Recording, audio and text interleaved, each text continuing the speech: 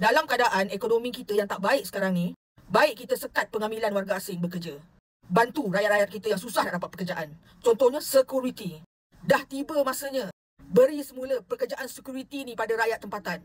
Bekas-bekas tentera ke, anak-anak muda ke, bagi mereka latihan. Sebab apa tahu? Ada netizen bagi tahu, ada security yang tak ada permit. Ini berlaku dekat Bukit Raja Klang.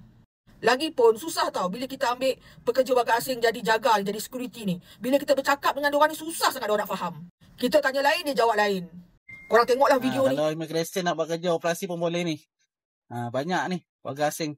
Dia ini kan bukan raja tau, bandar bukan raja. Boleh jadi security. Tak payah ada permit kerja security pun dah boleh kerja security. Tak ada makan dengan Malaysia.